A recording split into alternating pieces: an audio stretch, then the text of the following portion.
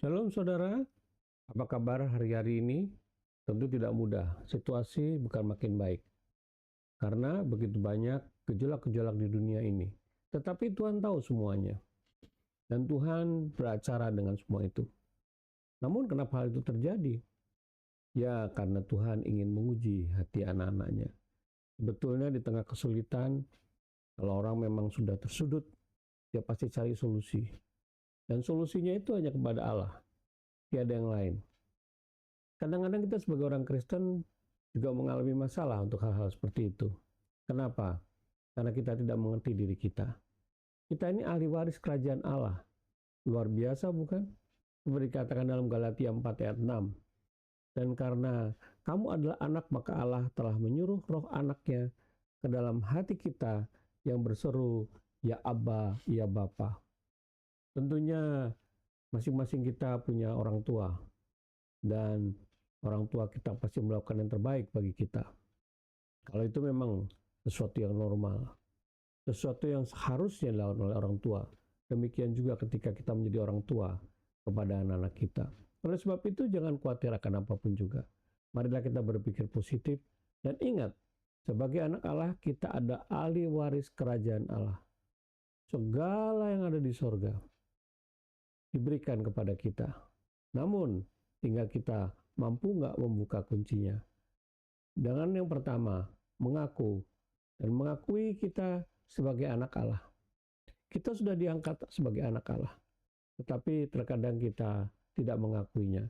Kita lebih sibuk dengan diri kita sendiri. Sebetulnya kita punya Bapa yang luar biasa. Datanglah kepadanya. Dia tinggal di dalam kita. Yang kedua adalah Roh Kudus. Roh Kudus tinggal di dalam kita, yaitu Allah sendiri. Dia selalu terlibat dengan kehidupan kita. Merasakan apa yang kita rasakan. Mendoakan apa yang kita doakan. Persoalannya, apakah kita menghargai Allah yang ada dalam diri kita, yaitu Roh Kudus? Ini menjadi pokok persoalan, Bapak-Ibu sekalian. Ketika kita mengabaikan dia, ya kembali hanya terorientasi kepada diri kita sendiri. Jadi sebetulnya sebagai ahli waris kerajaan sorga, kita sebagai anak-anak orang kaya, kita sebagai pribadi yang selalu dilengkapi dengan segala kebutuhan kita, seharusnya kita tidak perlu khawatir akan apapun juga. Memang terasa tersudut, memang terasa seperti kurang, seolah-olah Allah tidak menolong. Tetapi ingat, selama kita setia kepadanya, mencari wajahnya, dia ada dalam diri kita.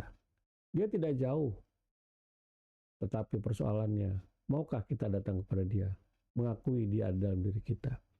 Ini yang kita penting hari-hari ini, Bapak-Ibu sekalian.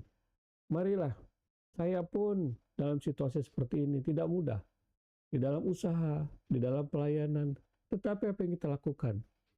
Makin besar persoalan, makin kita mengerti bahwa kita tidak bisa apa-apa. Makin besar persoalan, mulailah kita mencari solusi yang terbaik. Dan ternyata Roh Kudus yang ada dalam diri kita mengingatkan kita bahwa kita adalah anak Allah. Kita sudah hidup terjamin apa adanya. Kita disadarkan untuk hal-hal itu, Bapak-Ibu sekalian. Oleh sebab itu, marilah hari-hari ini kita kembali. Makin sulit persoalan, justru kita makin dekat kepada Tuhan. Makin menekan keadaan, marilah kita datang kepada Dia yang bisa menghibur dengan mengangkat beban kita. Tiada yang lain. Tidak ada bisa menyelesaikan masalah kita. Manusia, pikiran kita, harta kita, bahkan kita kadang-kadang lari menjauh daripada Tuhan karena kita kecewa seolah Tuhan tidak menjawab doa-doa kita. Hari-hari ini Bapak-Ibu sekalian, persoalan begitu banyak. Marilah kita datang kepada Bapa kita, Allah Bapa. Melalui Roh-Nya yang kudus, kita telah ditebus oleh Tuhan Yesus Kristus yang mendamaikan kita dengan Allah Bapa. Dikembalikan posisi kita sebagai anak-anak Allah. Kita nikmati hidup ini saja. Tetapi yang penting adalah tetap setia, mencari wajahnya, dan tetap berusaha dengan apapun yang kita lakukan. Karena apa? dalam usaha itu justru kita bisa merasakan bagaimana Bapa kita menolong kita. Tentunya dalam setiap usaha ada suka dukanya. Tetapi di tengah suka duka itu kita tahu bahwasanya kita pasti berhasil. Tidak pernah kekurangan. Kalau kita mengharapkan sesuatu yang lebih tapi di luar kehendak Allah dengan cara yang tidak benar, itu pun akan jadi masalah bagi kita. Kembalikan porsinya.